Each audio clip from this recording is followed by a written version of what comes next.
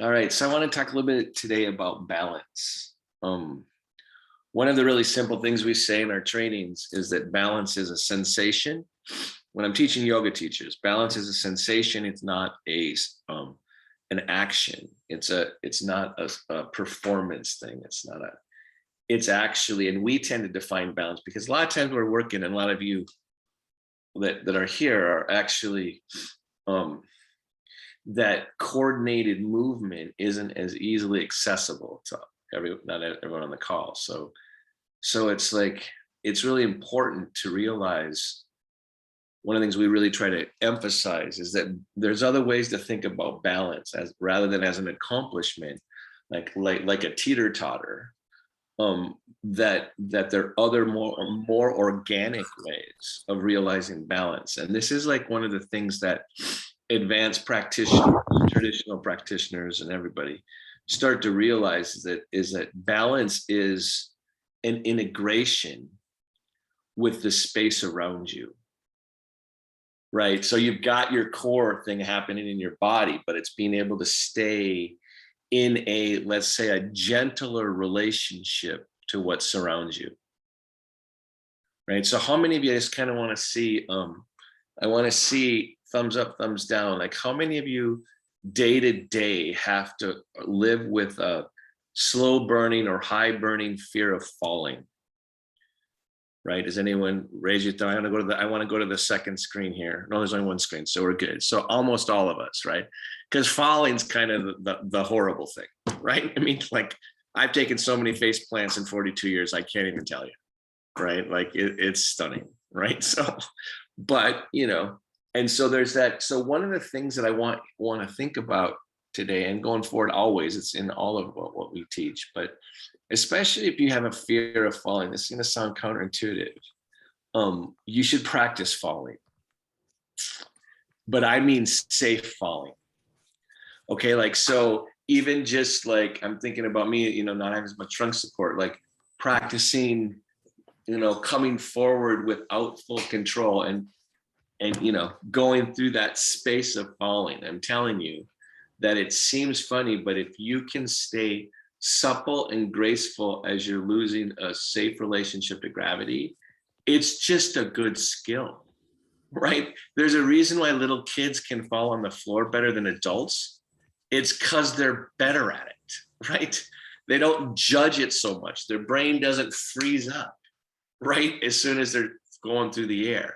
And guess what? As adults, we need to practice that.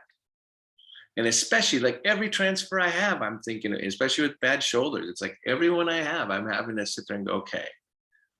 Right. And I actually often have to have backup plans. Like if I'm transferring in the middle of the night, if I fall, what am I going to do? Like I've got, I've got kind of a list of things. You pick all these different ways of managing. Right. And what I want to get across and maybe for a whole series of classes is also like a different way of thinking about balance, right? Because you're going to go off balance, by the way. That's inevitable. It's what you do when you're off balance, quote, off balance. And if you're just, when you go off balance, is your only option to go through gravity like a sack of potatoes, right? And the answer is no, there's a lot of space between staying upright and falling. And so we try to get across to teach to teachers is that balance can be defined not just as a coordination of movement, but as an equal distribution of presence within the body. Because you're going to find when your body is encountered in, experiencing fear, like beginning of falling, let's say, like your presence within your body breaks down into little sections. You're in like high alert, right? And so you're not feeling your whole body. So one of the things that a yoga posture is teaching you is an equal distribution of presence. Now, the thing about that is even if I'm leaned over, off balance, I can still have an equal distribution of presence. And in fact, that's what you're learning in asana, is that there's a level of it's not just coordinating movement, right? There's a level of integration that can occur even when your relationship to gravity is tenuous. That's why you're seeing advanced practitioners being able to do crazy balancing poses, is because their mind is staying stable in relationship to gravity as gravity's changing because their body position is changing, right? And that process of learning how to stay integrated. So this idea that balance is two things. It's an equal distribution of presence, and it's also a balance between what's inside of you and what's outside of you, right? And awareness of what's outside, and I mean in your immediate space. And you watch like different balancing poses that are more traditional poses. That's what's happening, is that in order to stay connected both to your body and to the space in the room, you have to go inward. You have to practice what's called in yoga pratyahara, which is like being able to withdraw slightly from the senses, but stay alert. So this idea of withdrawing some and feeling more, letting your brain take in more information. When you withdraw, the irony is when your brain gets passive, and I've been trying to teach this for a while, right? You're actually taking in more input because you're not judging and saying, I don't need this, I don't need that. So sit up straight and tall. And so throughout my teaching, like I'm always telling you to balance between the front body and the back body. So in centering, I'll be saying things like feel your feet on the floor, your sitting bones, right?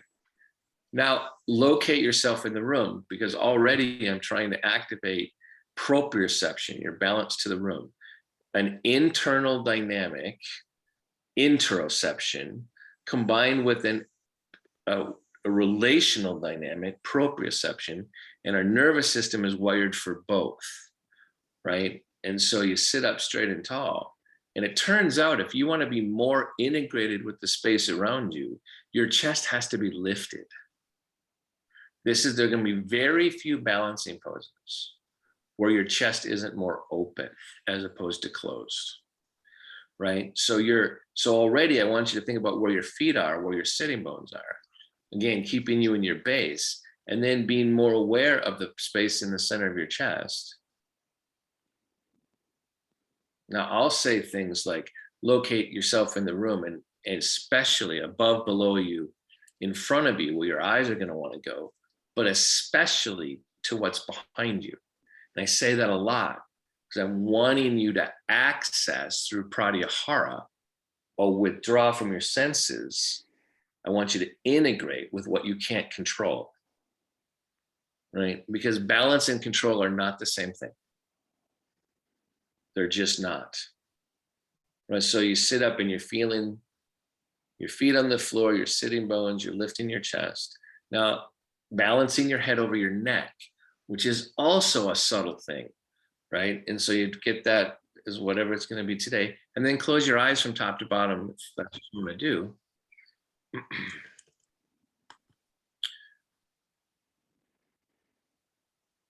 And maintain an alertness without strain, but with structure, feeling your sitting bones, your feet, the lift in your chest. Soften your jaw, the inside of your mouth, around the temples, around the eyes, the skin on the forehead, so you can feel more of what's right around your head, what's behind your sternum.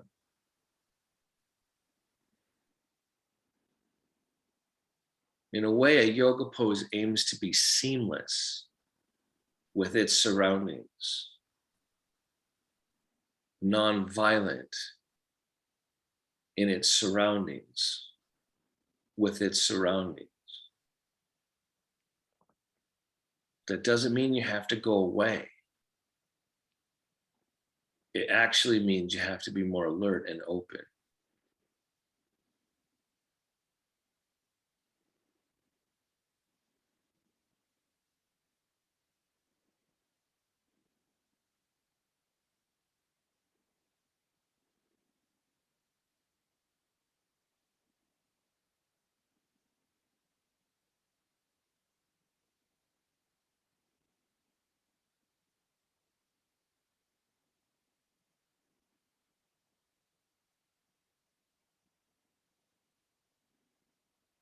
Good. And then release. Take your sternum up towards your chin down over your sternum. Again, extra alertness, extra structure with humility. Letting the world be big and you a grounded place in it.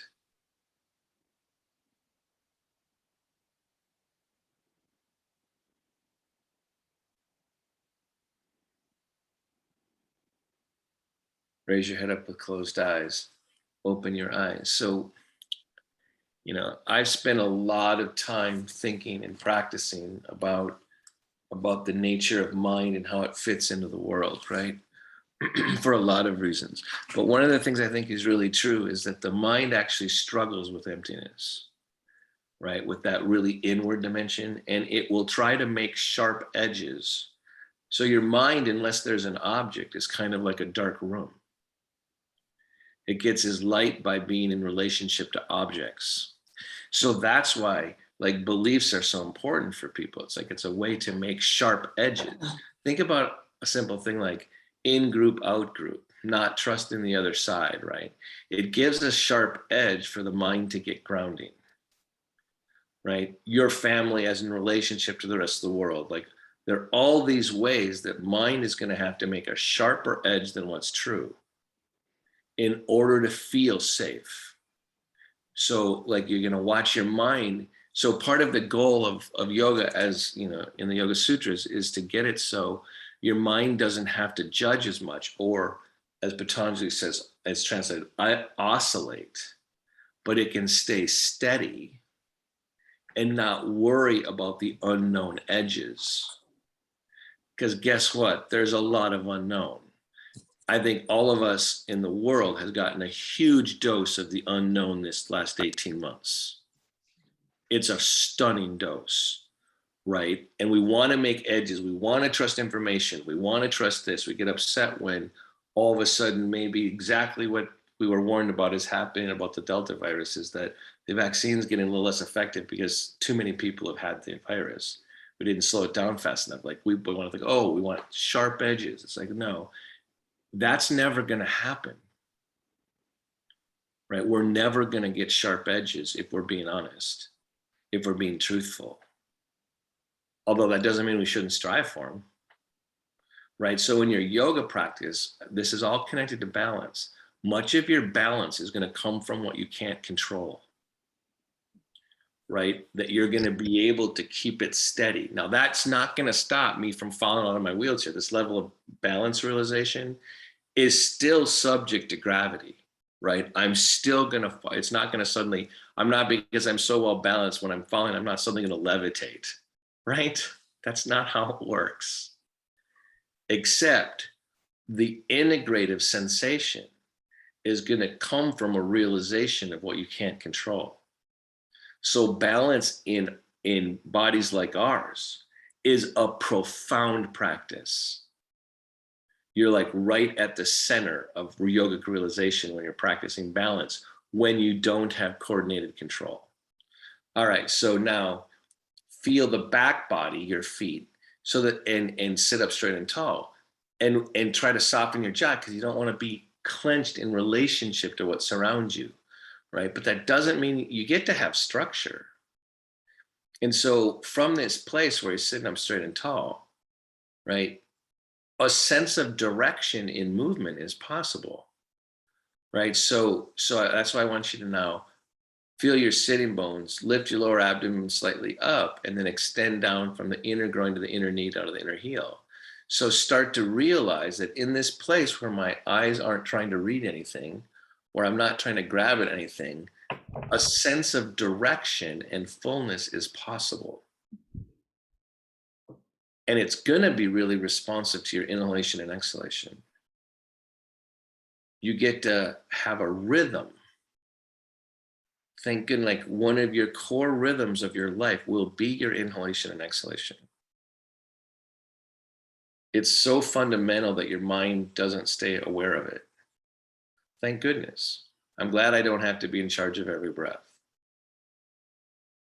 I would forget to breathe. Right? My mind doesn't get to be in charge of that. It's too vital. But I can stay full, spread to the outer edges, balance my head over my neck, and open again as I'm feeling like the extend from the inner groin to the inner heel, lifting the chest. My mind can still stay open with practice to the whole room. This is the foundation of balance. Good, and then release. So one of the things, the line that really struck me years and years, is there's a book by Gita Iyengar, whose Bika Iyengar's daughter, who's no longer alive either. What she said, you teach balancing poses, and in particular Vriksasana, which is tree pose, to help the practitioner learn to stabilize their mind, not to actually achieve balance. That the real important thing is a mind stabilization in relationship to what's unchanging, right? Something is unchanging here. And it's going to be the key to balance, right? And so now, again, one of the reasons why real hard balancing poses forces someone inward, right, is because they're having to find and connect to that part of our experience that's already integrated with this rest of the space in the room, right? There's a point, and that's why I say in Shavasana, it's already integrated. I say the things that you do all the time, right? Where there's a part of your inward experience that's already integrated with what's around it. And the body is just secondary. And what asana is going to test, and especially balancing poses, is if you can stay connected at that deep level while your body is changing, right? And breath is a fundamental introduction of change.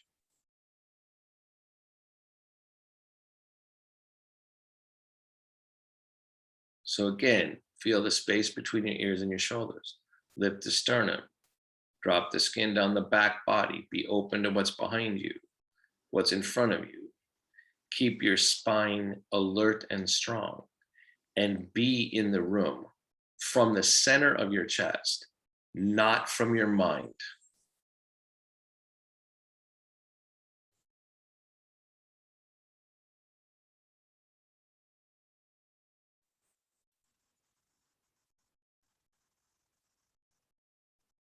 Good. All right, so let's stretch out the back a little bit again. So lean forward or come forward on your legs. Again, right? The difference between mindfulness and yoga is a lot. Okay, so it's not just you're trying to pay attention to your low back and be forward on your sitting bones. Lift your sternum and straighten your arms and drop the shoulder blades down. Lift the sternum up. All these things are going on. And you're receiving all of that information. You're not just being aware of it, you're receiving it. And you're also allowing there to be more in the room. Right? And so a good time to mark the space you don't control is with your breath.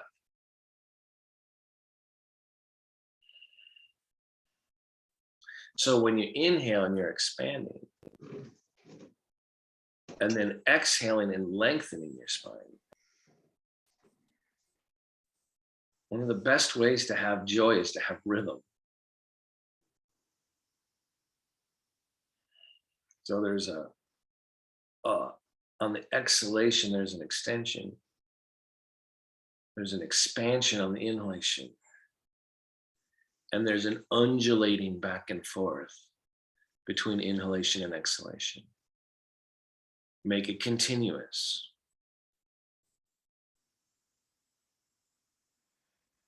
Good, and then release. And again, this subtle body is going to be better felt when you just kind of get lighter. So lift up again.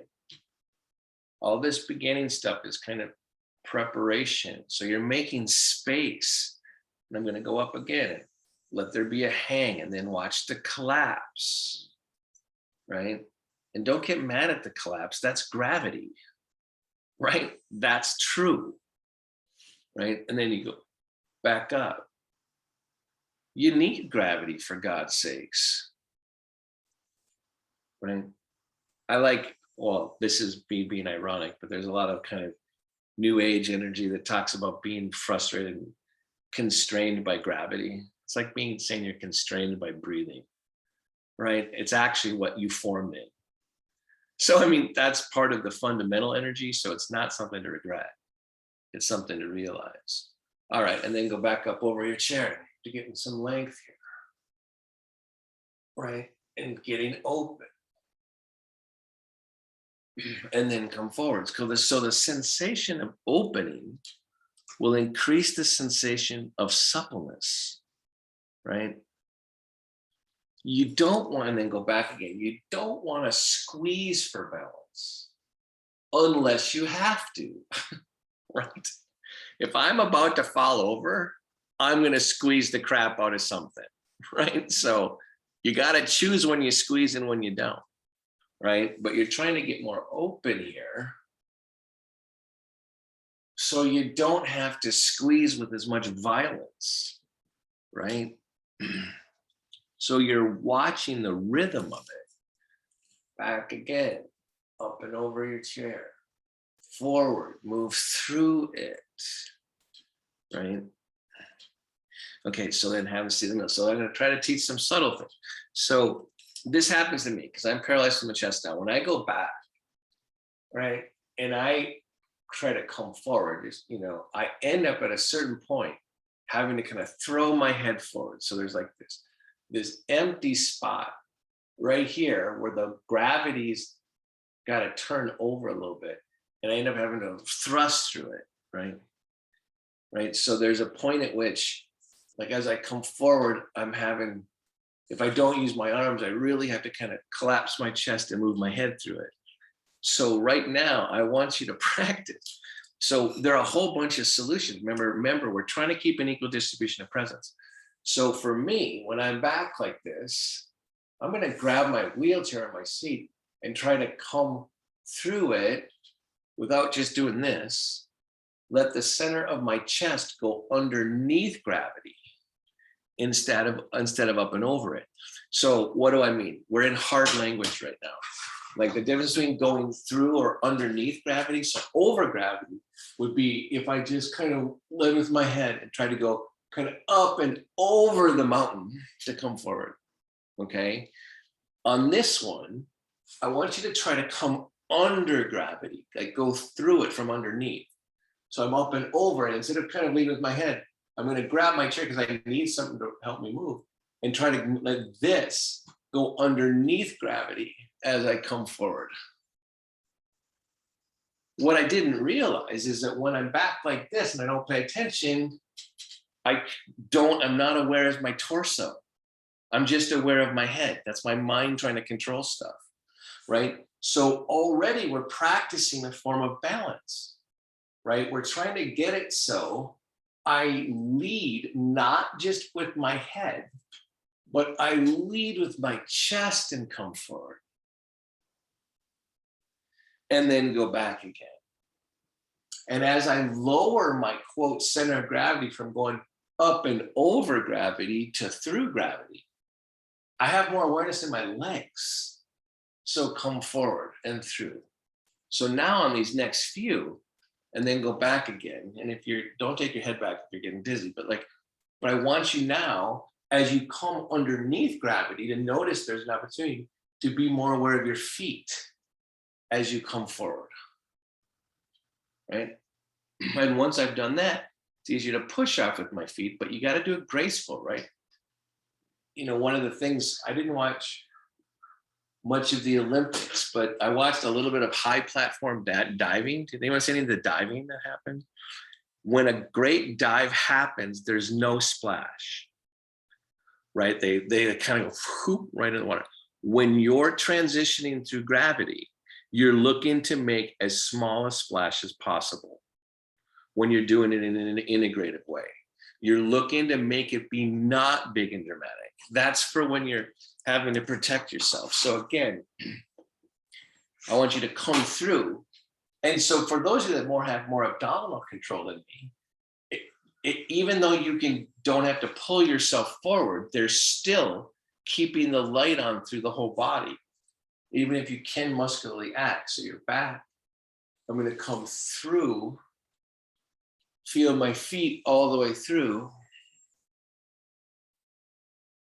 And then from my feet, start low, come up, move myself back, trying to be very aware of as much of my body as I can, even though the drama is pulling my mind towards what's physical, right? I'm trying to stay more in my entire body. So if I come up in over gravity, I literally turn off the light in my whole abdomen. Well, not literally, I don't have a flashlight in there, right? But it's so I'm looking for how to stay all the way through. So this time go a little slower. So there's a downside to going slow because it tends to make you grip more. There's an upside to going slow because you can watch all the transitions from that inward observer, right? So you're coming through. Then of course the poses can get more dramatic. Inhale, take your left arm up. Go all the way back. And so now it's not just your head, it's your arm trying to come through. I just dropped my chest. I screwed up right there. I'm going to come forward. Then I'm going to inhale and take the other arm up. And I know I'm going to have this going over gravity problem. So I'm going to try to go underneath it here and come back down. Right? And then I'm going to use the table because I'm going off balance right at the end, right? So, that's a little bit too high actually. So I'm going to go up again with the first arm. Not get caught up with the drama of my arm up, still leading with my chest as I come forward. Put both hands on the table. Now I'm going to go up with the other arm, right? Go all the way through. Taking some time to feel my sitting bones and my feet, right? So I'm keeping an equal distribution of presence. Then coming forward, keeping my chest lifted, coming down. So it both helps and hurts to go slow, right? So I'm going to speed it up a little bit. Inhale, take the first arm up. Right. Exhale, lead with the chest, come down. Both hands again. You might be able to keep both hands on the table. I can't, right? Doing the other side. This is where the movement and the speed is actually your friend, right? And then do the first side again. Like you're now using the continuation of fluid movement, right? To actually, you're trying to feel the whole body, not just the arms. So what ends up happening is that the mind will follow the action, will follow the physical action, right? In the Bhagavad Gita, the warning is that's not as true yoga when you follow the action. That's why asana is considered a little stepchild of the 8 limbs, right? Because it's easy to get caught up in the wrong stuff. All right. So now take your arm back. Now, if I just took it back, now if I want an equal distribution of presence, I'm going to have to drop my shoulder blade, lift my sternum. Now I'm going to try to really open right here, make that physical. But the tendency right away is for me not to be as engaged and aware on this side of my body. So I'm going to try to change that. I'm going to try to be more aware of this right side of my neck and sitting bone as my arm is back. And then I'm going to bring it back. I'm going to land it, right? I'm going to inhale and take the other arm back. I'm going to want to shift. I can already tell I need to shift my base. So I'm here. So now I'm trying to make sure that my mind doesn't just follow the drama of my arm, even though it's fatiguing, right? And so I'm trying to make sure I'm in the backside of my pose, hitting my spine down, lengthening it, and then coming back, right? And feeling center again. Now, as I'm feeling, the great thing about symmetry, especially if you have some asymmetry because of the condition you live with, right, is that I get to now retool. And so one of the things that's really tricky, remember, we're working on equal distribution of presence as a form of balance. So I've got both hands on a table. You can have them on your thighs if you wanted, right? But what the symmetry does, feeling each hand, feeling each sitting bone, and feeling each heel, is when I have that kind of symmetrical structure, I can start opening to the more subtlety from side to side, not just in my body, right around my body. So you're using the structure of the asana to integrate with the space around you. So my arms are on the table, but I want to integrate. I haven't been doing this at all. The space underneath my arms. What's the space? Are you aware of the space underneath your arms in relationship to your torso and legs? How about the space on each side of your neck and shoulder? So my mind's got to quiet down. How about the space behind you? You still want to feel the structure where your body is, but your mind has to quiet down in order to feel more of the room. Good, and then release. In triangle pose, which is a standing pose in Trikonasana, right? And here's an actual picture of it. That's triangle pose by a standing person, right? There's 7 different triangles that you could find, right? You know, obviously there, draw a line there, draw a line there, draw a line there, right? There are all these different triangles. So when you're doing a pose, and when you point out that, one of the ways your nervous system should try to feel the spaces around the body, right? Because if I'm just in the struggle, I'm not balanced. I'm struggling, right? And remember, so you're trying to make the smallest splash possible, right? When you're off balance. And that doesn't mean locking it down. That's a big splash, right? And so lean over to the left, right? Okay, so now we've got a triangle. We've got the one from here to here. So I want you to keep your neck long. Tendencies to do that, right? Especially for me. I want to keep my neck long so this triangle stays more alert, right? So if I were doing it onto a table, get my chair out here for a second.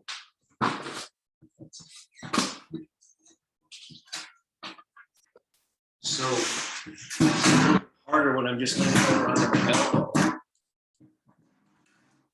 So these are things that, like, I want you to practice, is negative spaces and poses, right? I'm over like this. So there's this triangle that did from my shoulder to my head, right? But there's also this triangle, right? So I'm going to try to work my arm and the skin on my arm. So I'm not just feeling the muscles grip.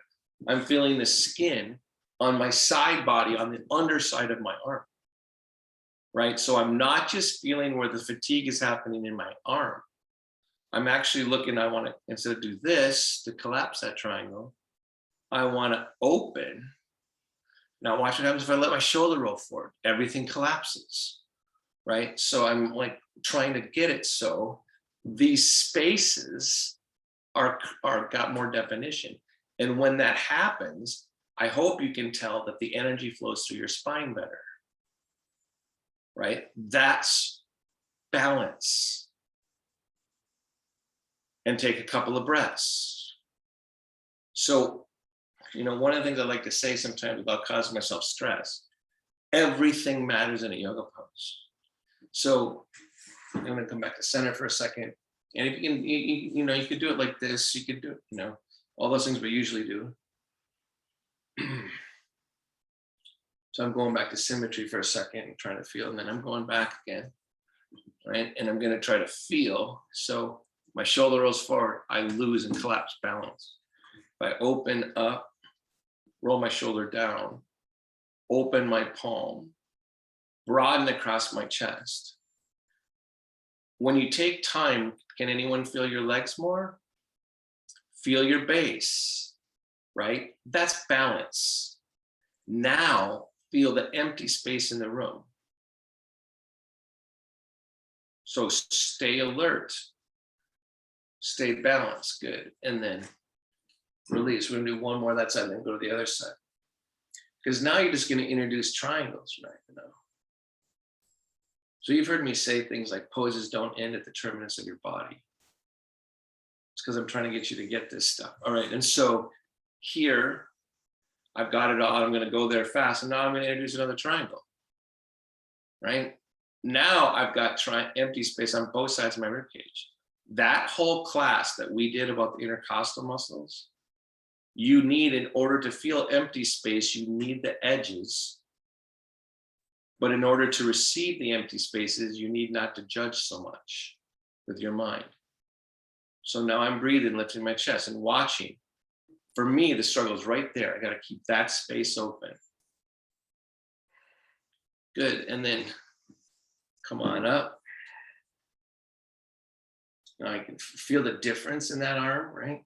The empty space, the fatigue, right? And then go the other way. If you're on the floor, you can do it, like lean over to the floor. I'll move my chair to the other side. So this sounds counterintuitive, but when you're practicing balancing poses, you should do it when you're not threatened by being off balance, right? You should balance.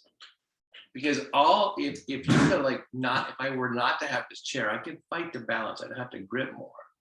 I wouldn't experience balance as a sensation. So the irony is I need to practice balance when I'm in balance and off center, not when I'm off balance. Because my mind's going to kick in when I'm off balance, right? It's going to grip the crap out of stuff because it's making me safe, right? So again, so now come on over. Notice the difference between side to side, like right away, I'm confronted with a whole bunch of asymmetry, right? So now I'm going to recognize when the space around me collapses, when my chest collapses, right? When I open it up, when I feel my hand, when I push into the chair seat and draw away, when I make this crisper, right? It's not just this that gets crisper, this gets crisper. When I make this crisper, that gets crisper, right? So I'm really trying to figure out where I need to be. And I'm choosing base here. I'm figuring out which place my arm helps the most, my right arm. So I'm off center, but I'm trying to stay balanced. Good, and then come on back up. So that first time through, like on the other side, I'm just giving you cues about your body. Like, are you pushing here? Are you doing this? Is there integrity there, right? So we're gonna go over again. So now, what I want, and now if your fingers were together on the chair, you wouldn't be as open to the space around you. You actually have to open your palm on the down side, on the down hand, right? And I'm gonna take some time to not just collapse into it. I'm gonna bring rigor into my sensation of balance. Now I'm gonna be more aware of the underside here, the overside, lengthening, not dropping, lengthening. Now, see, I bent my arm there, I just freaking screwed it up, right? I have to repose. Now I want to make sure I feel the whole room. Don't lose one iota of the physical work. Good, and then come on back up. Because when my back arm comes up, remember, I'm looking for as little a splash as I can make. right? So in a way, and over the first side again, right? Find how you're going to get it, all the triangles balanced, right? By the time, and I'm going to have to come forward a little bit there, by the time I take my other arm up, I want it to actually to already have been there, kind of like I don't want to just throw my pose off. So this makes a small splash, not a big splash, because part of my space was already there, right? I just have now bringing it physical form, and then back down and feel that it's still there. Then fulfill the pose. Don't just do the pose. Fulfill it. Now be in the whole room. Good. And then come on up. So one of the things that traditional students, like you and I have to learn, I think yoga a little, asana a little differently, and I think more deeply, because what happens when you can do the poses easily and you don't have to worry about feel so much of it is that you keep doing it, and you do it over and over again. And eventually you'll get better at it through repetition, or you'll get hurt, right? It's pretty much one or the other, right? And we don't want to learn from getting hurt, right? We're going to want to like learn without having to have the way a traditional student does, right? So we have to be more supple and learn more from less, right? Which makes us better yoga students. Over again.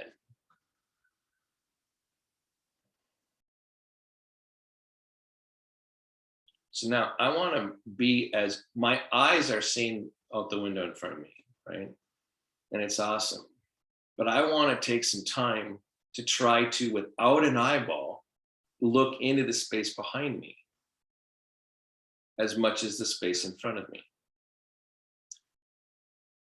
So, calling that looking is an interesting choice of words.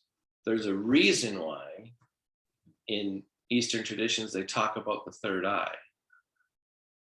Whereas the third eye doesn't have to actually see, it just has to sense. So you're sensing the whole room, and then up.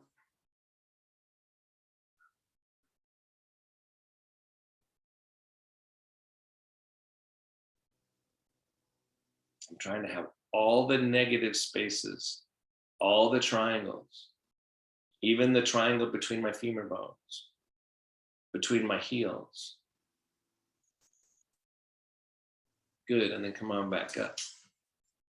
So another one of the internal triangles you want to pay attention to is the triangle between your sitting bones and your femur bones. I mean, your tailbone and your knees, let's say, right? So you've got a triangle right there, right? So sit up straight and tall and be more aware of that triangle. See if awareness of that triangle can help you balance your head over your neck. If you don't know what I'm saying, I don't care, do it anyway. Right? Just do it. Use a different sense of your base to balance other movements.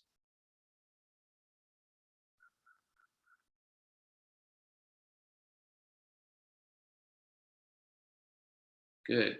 So now I want you to take your right arm back and your left arm forward. Right? So I'm using my chair there, my backrest, so I stay balanced. If I didn't, I would just go here, right? I would just fall right forward, right? But I'm wanting to stretch in both directions, right? How about that back arm? Damn it, is the back arm working as well as the front arm? Probably not. Well, what can I do to help that? Well, I'm going to lift my chest. I'm going to lift my chest. I'm going to feel my feet. I'm going to stretch out through the back arm, come forward to the front arm. Use both sides of my rib cage. Good, and then come on back. So no matter what, when I come forward, I have to hold myself. So I'm going to be off balance, right? And I'm working for a realization. Take the other arm forward. Even though I, on one level, have to grip the back to not fall on my face with my elbow. So I'm gripping, I'm hooking my arm in there, right? But even though that makes an asymmetry in my pose, I've got to still be in my whole body. Good, and then release. So one of the things that I don't do well, because of being paralyzed from the chest down, is you very rarely see me do anything with both arms out in front of me, right? Because I can't sustain it, right? And it also, not a surprise, it irritates my rotator cuff injury right here when I try to hold this arm up without support, right? When I go both arms up, I'm going to take both arms up, I'm going to last about 5 seconds. It goes right to my shoulder, right? Both arms straight out in front of you, right? Like that is going to be a strain because it's not connected to anything. So I'm going to have to come forward in gravity. So come a little bit forward on your sitting bones and then straighten your arms. Now, if I want to prove I'm really cool, maybe I fit into yoga, I might try to do everything you all do with your arms and try to pretend I'm doing yoga while I'm actually hating it on the inside, right? It's hurting, my body's giving me signals, right? But now if I go back up, take one arm up and one arm down and stay more balanced. So now I've got the opportunity to connect things, right? If my hand weren't down, keep your hand up. If my hand weren't down on my knee, right? My mind would break into pieces, right? So if I didn't have one hand up like this, if I tried to do it like that with both arms up, literally my mind breaks into pieces. So I'm trying to make sure that I create stability. And over time, I can lean less and less on my knee, right? And figure out how I'm not as dependent on my knee. Might even go to my fingertips maybe for one time and change it so it's more localized, right? Who knows what I'm doing, but I'm breathing and then releasing and doing the other way and then noticing it's all different, right? So I'm stabilizing to experience an equal distribution of presence, right? When I don't stabilize, everything collapses, right? That's not yoga, right?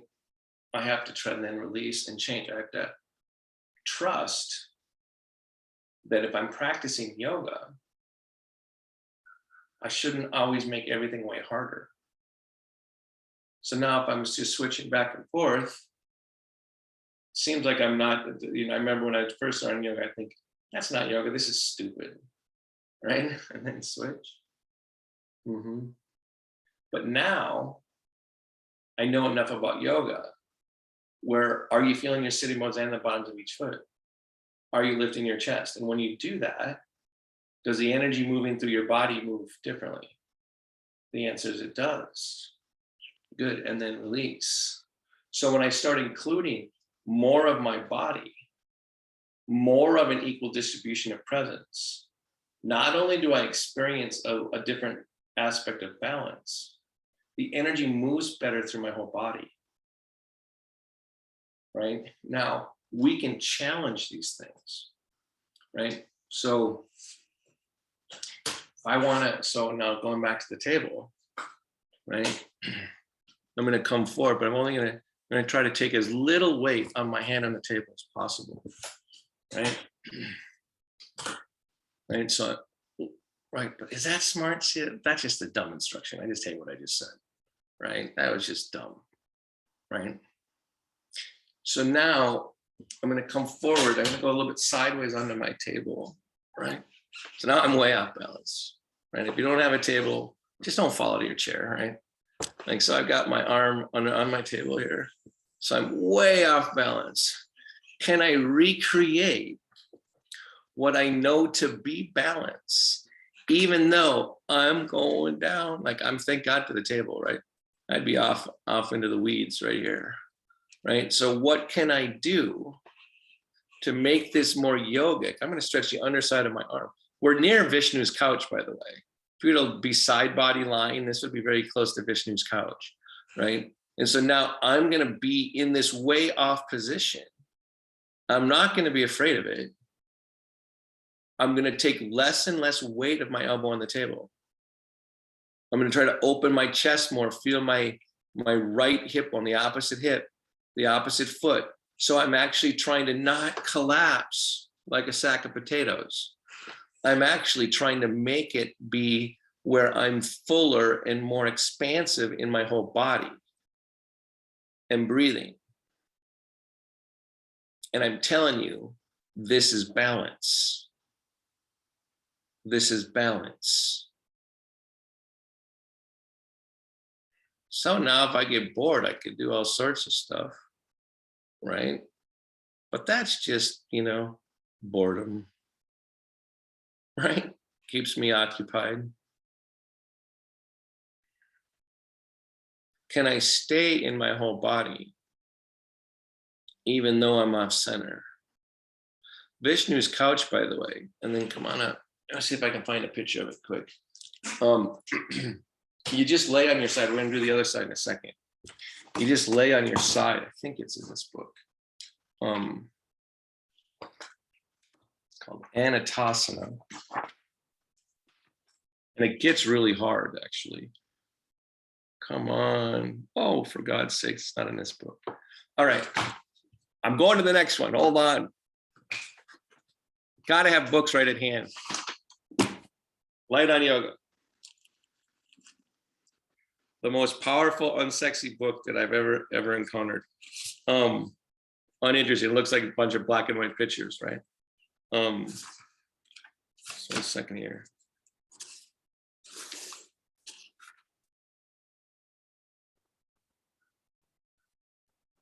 What?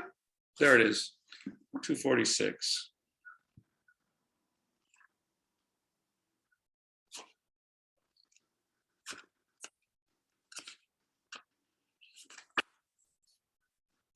So, Anantasana, you lie on your side, and then eventually you take that leg up, okay? But the beginning version of the pose, which is even a harder balance, is literally just lying on your side, right? And when you take the leg up, it's a lot, it's hard, right? So now you're gonna go the other way. I'm gonna put my back to you. I'm gonna lean way over onto my table, right? I'm gonna put my arm under my ear. Oh, this side's different. I hope you can tell which side's different, right? And now I wanna think about those triangles.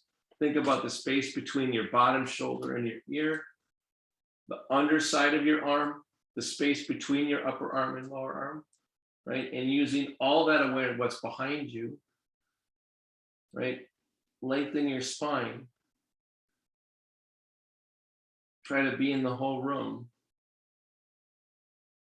Practice balance. Now, if you want to create drama, you can take the arm up. Oh, I go way off balance. The weight on my elbow just freaking totally shifted.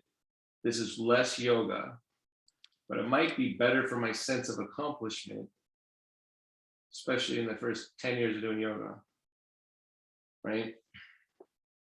Good, and then come on up. It's kind of hard having my back to you. Don't like it as well. I'm gonna do the first side again. So what's great about Vishnu's couch, that's what it's called when you're laying on a couch, is that the pose itself, when you teach it to traditional students, it offends them. It's so freaking hard.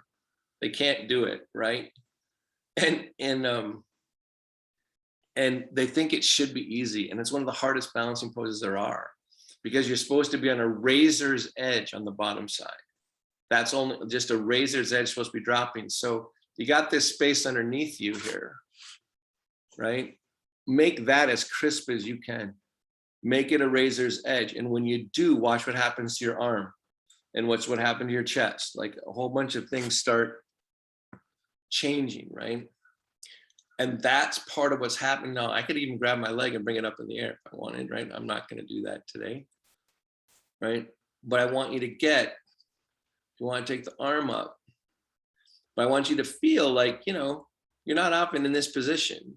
And then you got to pick variations. So like Dave, if you were at home, you might have the table be built up a little bit, put your bolster on so you're not so far over that you can't get back up, right? But so that's how you have to modify things for your own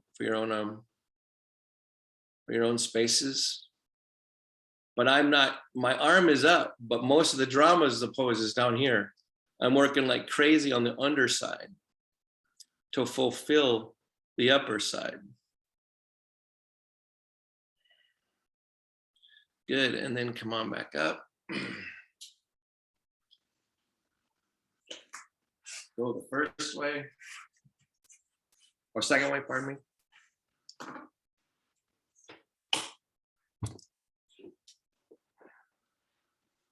Oh, too close to the table.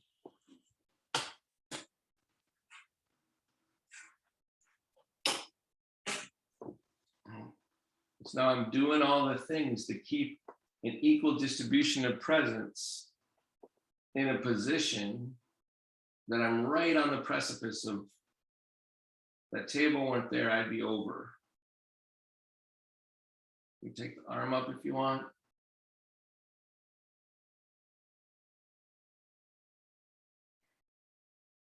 But I'm making all the spaces crisp so I can feel the emptiness. Good, and then come on up. Not a surprise that unless you've practiced a lot of yoga, you actually think that balance is achieved by squeezing and controlling something. It's not the integrative kind of balance. So sit up straight and tall.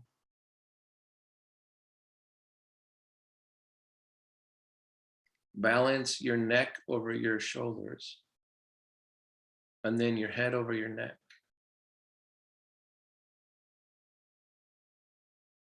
Soften your jaw on the inside of your mouth. As you're trying to balance your head over your neck, feel each sitting bone and the bottom of each foot.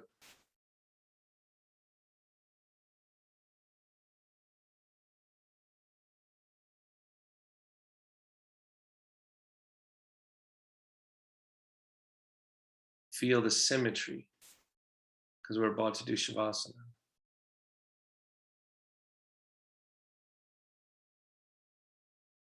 The empty space never collapses. Your body does. Remember, empty space is continuous. It's in every muscle fiber, it's in everything. Good, and then release and prepare for Shavasana. Get comfortable, start to receive into your empty spaces. So I like to say one of the things that was a door opener for me is when I realized that relaxation or Shavasana was actually a balancing pose. That I needed to open and integrate and let myself receive the connection to what's around me. Keeping enough structure, so feeling the chair supporting me, feeling my fingertips together or my thumb tips together. Softening around the temples, the jaw, the inside of the mouth, so I can feel more connected from inside to out, so I can balance. Balance is never created, it's realized.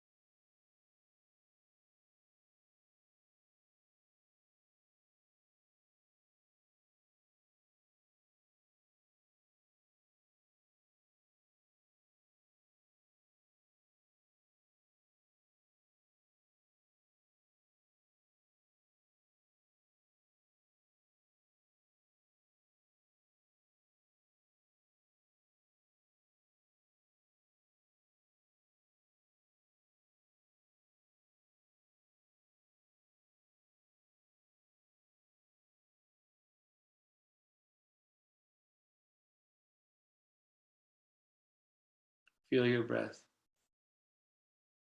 Don't change it.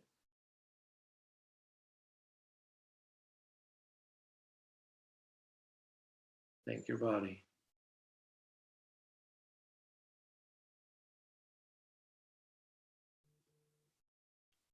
Thank it again.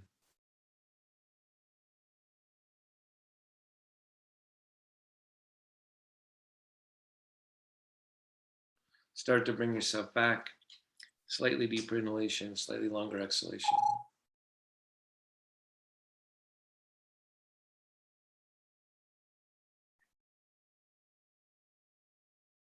When you're ready, open your eyes slowly. If it's too much, close them again. And then choose.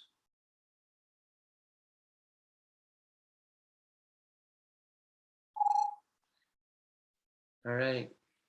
So one of the things that is so, that for me, that line, that balance is never created, it's actually realized. That's a big line for me, right? And that, if you think about it, our mythology and our stories, like, it's minds that get out of balance, right? Because the fundamental nature of what's here is actually in balance, right? The empty spaces. And so it's our mind. So we talk about how our minds get caught up off balance, for sure. It's because the unchanging part is the balanced part of your experience, right? We tend to think of unchanging as something that has to hold firm and tight in the midst of change. No, the unchanging part is simultaneous with the change, right? It's happening in the same space, right? All right, weird thoughts, but actually, I think that's pretty much the truth. Is I know it when in terms of yoga poses. All right, hands together if you can. Namaste. Spirit in me bows the spirit in you.